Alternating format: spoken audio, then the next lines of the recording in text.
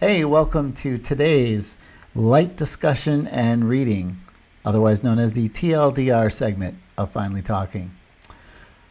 Well, we saw yesterday finally Emily Murphy, the head of the GSA, has sent a letter to the Biden transition team saying she's okay with all those funds being released and that she has, in fact, authorized this to take place. Now, most letters are probably about a page long. In the past, this act only required that she just gave the okay to it, or whomever the GSA person was just going to give the okay to it. Of course, Emily is typical of all Trumpists. She has some grievances. So let's take a look at those. She does the classic introduction to Mr. Biden, as administrator of the U.S. General Services Administration, blah, blah, blah, blah.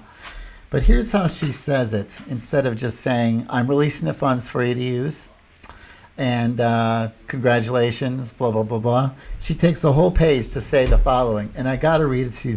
You're not going to... Well, you will believe this because it's Trumper Grievances, which is probably another segment I'll do called TG, Trumper Grievances. But today, here's from her little letter to Joe Biden. And this is in the middle of the letter itself. I have dedicated much of my adult life to public service, and I have always strived to do what is right.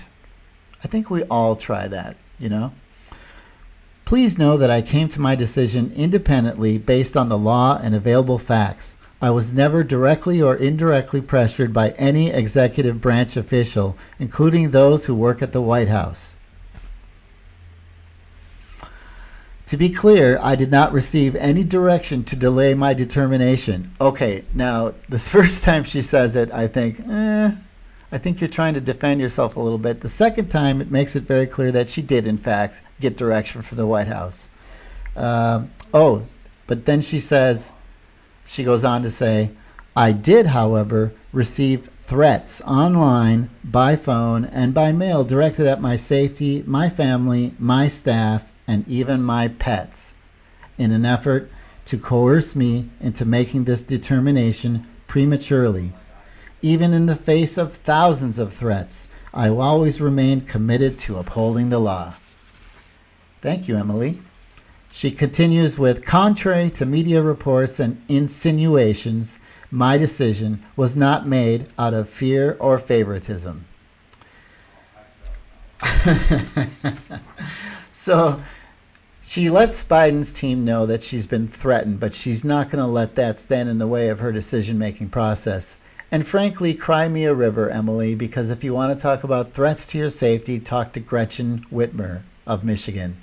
Or maybe talk to the Biden bus, who almost got ran off the road a week before the election. So I'm sorry, this just does not read true to me. And frankly, this again just goes to show you that to the bitter end, these people will just not just graciously go quietly into the night. Her letter could have been one page long. Basically, subject to the following statutes, I hereby congratulate you on winning the office, blah, blah, blah, blah, blah. But no, she has to do that. And then, remember who this is going to. This is going to the Biden transition team.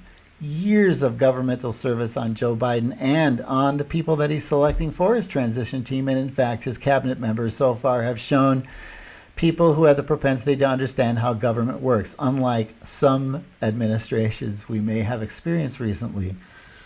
And in this last little dig, she says, the actual winner, of course, of the presidential election will be determined by the electoral process detailed in the Constitution.